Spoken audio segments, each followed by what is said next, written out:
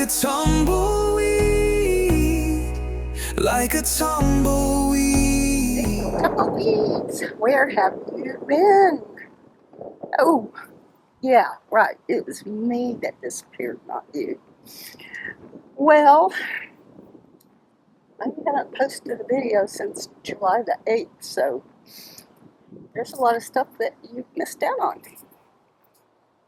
And I'll tell you about some of it. I did video a little bit and take a lot of photographs. But basically, you'll notice that I probably don't look like I'm in Arizona any longer. I'm not. I'm actually in Florida. And I left Arizona on the 25th of August. And I traveled across I-40 and I stayed at a Harvest Host in Cedar Crest. Is it Cedar Crest? Which is on the other side of the mountain from Albuquerque. And when I got to Albuquerque, it was so hot. It was 97 degrees and the sun was just blasting. But when I got to Cedar Crest, it actually had started raining and the elevation is much higher there. So when I got there, it was like 65 degrees, which was a very welcome temperature change. And then the next morning, I met my sister who lives in Albuquerque at a little cafe that her boyfriend and her son play at on the weekends. Her boyfriend is a musician, and he and Riley, my sister's son, have been playing together for like almost a year. So I don't have any video of them playing, but I will see if I can find one on her YouTube channel or Riley's YouTube channel. I'm not sure. Anyway, if I can find one, she told me I could use it. So I'll see if I can. Yeah. But anyway.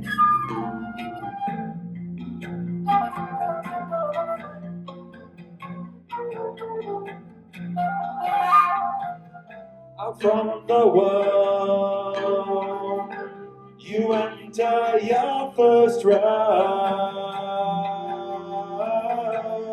But anyway, that was nice. We just met for breakfast, and then I followed her over to a little business that her boyfriend operates in Moriarty. That was pretty cool.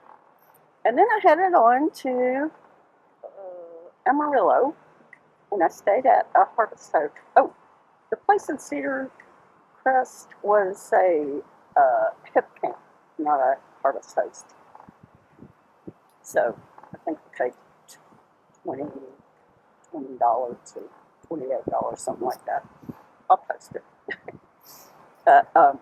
So then I went to Amarillo and I stayed at the Route 66 Information Center, which was almost in downtown Amarillo.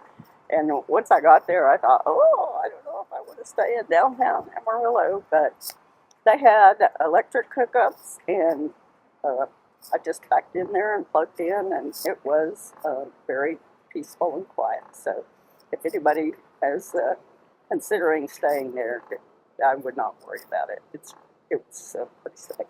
I felt safe there. And I bought a t-shirt. Route 66 t-shirt to match my hat. And then the next day, I drove to from there, Oklahoma City. I stayed on a horse farm, but unfortunately, the horse farm didn't have any horses. They kind of quit having horses a while back. But it was beautiful, and they told me I could turn her loose in the field there, little grassy field down by the lake, and she got the zoomies, and she wore herself out. I tried to get some video of it. I got a little bit, but not the really good zoomy stuff that she was doing. But yeah, that was very nice and peaceful too, and I had electric hookups there as well. And then the next day it was raining, and I drove to somewhere in Arkansas on the other side of Little Rock. I can't remember the name of the town. I'll put it around here somewhere what the name of it was. And it was just a very tiny little RV park, but it was a harvest host. And unfortunately, I felt kind of bad because I usually try to get back to the harvest hosts and buy something from them, or I've tried to rent a space, but he just did not have anything available for me that wouldn't have been a muddy mess. So I just I used my generator. Just kind of dry camped in a little gravel spot that was pretty easy to get in and out of. So, but it was peaceful, and it was only like 2 miles from the interstate, so it was real convenient. And then the next day, I drove to Centerville, Tennessee, which is about an hour west of Nashville.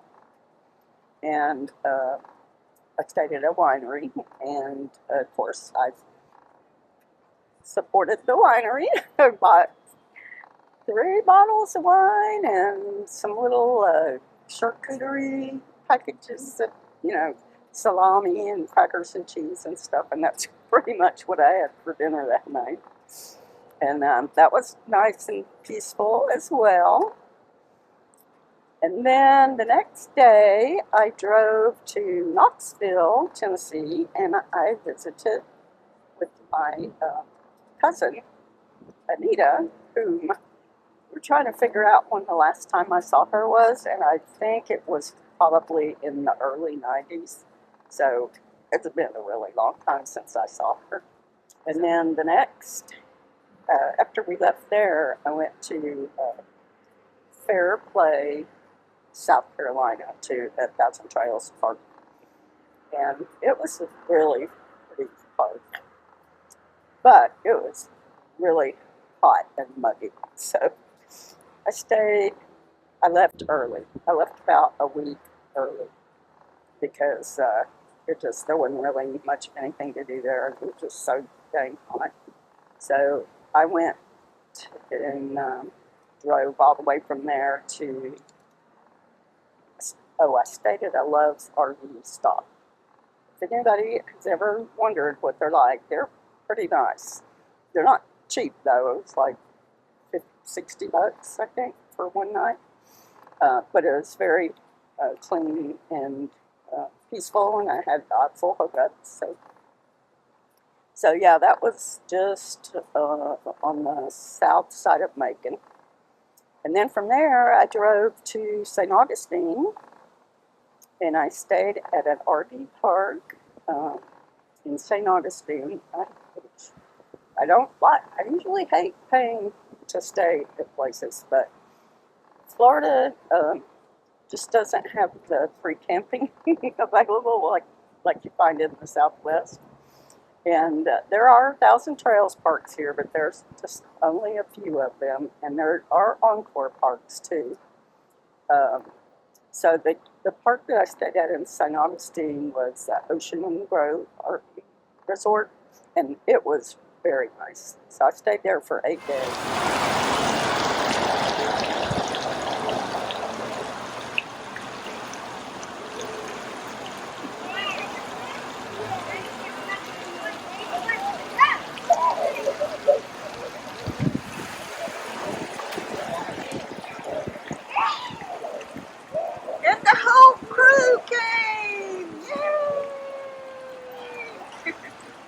And then I went to an Encore park in Ormond Beach, and I did not like it.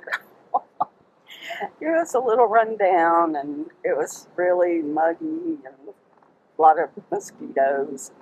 So I only stayed there for, I think I was there two or three nights. And then I decided, heck, I'm just going to pay to go back to that Ocean Grove RV park. One of the reasons I liked it so much is because it had a restaurant and a very nice pool. And it's on the marsh, and the marsh is really pretty too. But yeah, I spent a lot of money at that restaurant. So I went back to the Ocean Grove RV Park, and I stayed there for 6 nights, 6 days. I can't remember, six days or 6 nights. And then my reservations that I had made months ago at Flamingo Lake RV Resort in Jacksonville started after that. And so that's where I am now. And you saw the lake. I am actually like directly across the lake from where my RV is parked. I'm parked way, way far away. But I have been walking around the lake here, which is almost 10,000 steps. I mean, almost 2,500 steps. Or might actually, from where I'm parked, it might be more than that. But so 4 times around the lake is 10,000 steps.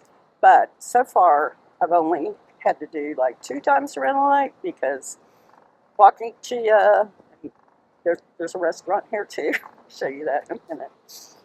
Walking Chia, just walking back and forth from the restaurant, and just, the swimming pool. Well, I'm really parked close to the swimming pool, but it's still, get some steps in. So far, I have 11,594 steps, and I'm only halfway around the lake, so I should be happy with my steps today. But let me show you the restaurant. Well, from where I am here, I'm sitting in this little swinging Adirondack chairs, and there's a nice little breeze. So the humidity's not getting me today. Okay, let me show you. Okay, the restaurant is right over there. It's right on the water. And under that little porch there, they have tables that have ceiling fans to keep it cool when it's hot. Or you can sit outside under an umbrella. And they have a pretty good selection of food. It's mostly like bar food, but they do have really good cheeseburgers. And they have beer on tap, beer on canned and bottled beer. They have IPA, and they have wine, and they also will make a cocktail for you. So I had a couple of beers and a cheeseburger so far. Oh, yesterday I did get a pizza to go, and I got stuck in the rain, so I ended up having to eat my pizza at the restaurant so I wouldn't get wet. But you can see it's a beautiful day today. Zoom back out so you can see how pretty it is today.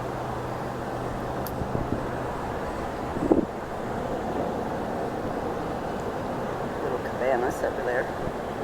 Yeah, so this is the first time I've been back to Florida in almost 2 years. I left in December of 2023, and I had spent all that time traveling around Arizona.